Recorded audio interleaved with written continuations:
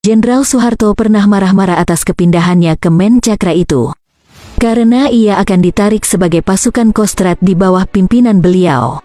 Kecurigaan terhadap Soeharto bertimbun. Ia mempunyai hubungan baik dengan Untung dan Latif, dua batalion yang digunakan G30S dibawa ke Jakarta atas perintahnya, dan ialah yang mengambil keuntungan paling banyak dari aksi itu.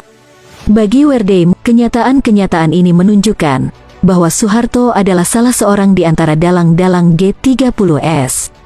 Dalang-dalang sebenarnya adalah tokoh-tokoh militer yang menggunakan agen ganda seperti Syam untuk tujuan mereka sendiri. Tujuan mereka ialah menciptakan dalih yang dapat mereka gunakan untuk menyerang PKI dan merongrong kekuasaan Soekarno. Seluruh peristiwa itu lebih kelihatan seperti sebuah rancangan komplot yang terencana dengan baik. Secara khusus ditujukan untuk dengan telak mencemarkan PKI maupun Presiden Soekarno sendiri. Dan dengan demikian, memberi kesempatan dan alasan untuk membersihkan pengaruh mereka dalam kehidupan politik di Indonesia.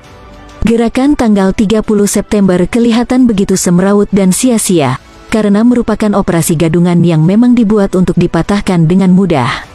Werdeim tidak berspekulasi tentang peranan setepatnya yang dimainkan Soeharto, Untung, dan Latif dalam G30S.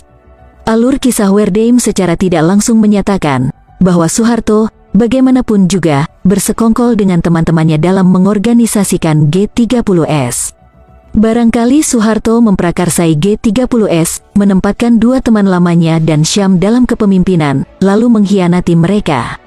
Atau, barangkali Soeharto menyatakan kepada teman-temannya bahwa G30S memang akan gagal, namun menjanjikan kepada mereka bahwa mereka akan selamat dan diberi kedudukan yang enak dalam pemerintahan baru.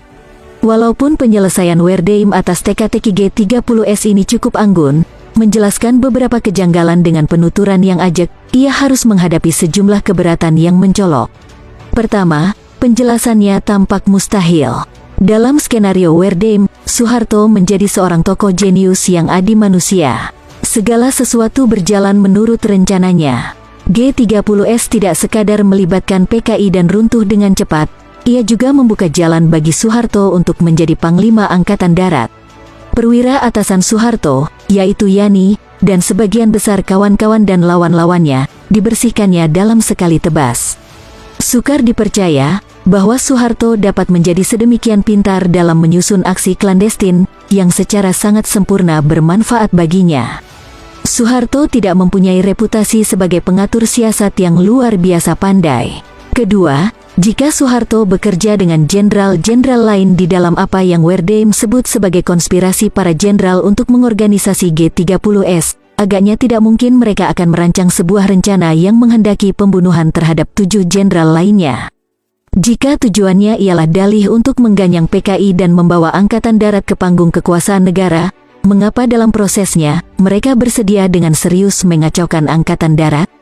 Mengapa mereka mau mengorbankan perwira-perwira anti-komunis sesama mereka?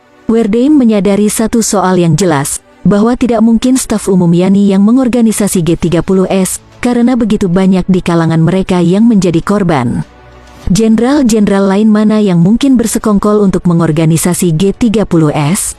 Satu-satunya alasan untuk membunuh jenderal-jenderal ini ialah untuk melapangkan jalan bagi Soeharto naik tahta. Maka kemungkinan dalangnya ialah Soeharto sendiri, oleh karena tidak mungkin ia akan menerima bantuan dari jenderal siapapun untuk sebuah rencana yang mempertaruhkan nyawa 7 jenderal. Werdeim mengakui bahwa Soeharto satu-satunya jenderal yang mempunyai motivasi untuk mengorganisasi G30S, tetapi bersih surut dari argumen bahwa memang Soeharto yang telah mengorganisasinya. Alih-alih, Werdeim mengajukan klaim yang lebih sederhana, bahwa Soeharto seandainya pun secara pribadi ia tidak terlibat konspirasi, telah mengetahui sebelumnya tentang gerakan itu.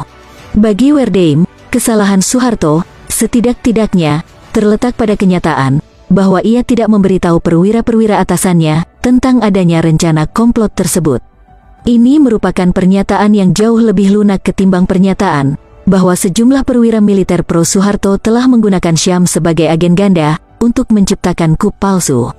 Ketiga, tujuan mengaitkan PKI di dalam usaha kup dapat saja tercapai dengan cara yang jauh lebih tegas dan terang-terangan. Jika jenderal-jenderal tertentu Angkatan Darat atau Soeharto sendiri telah merancang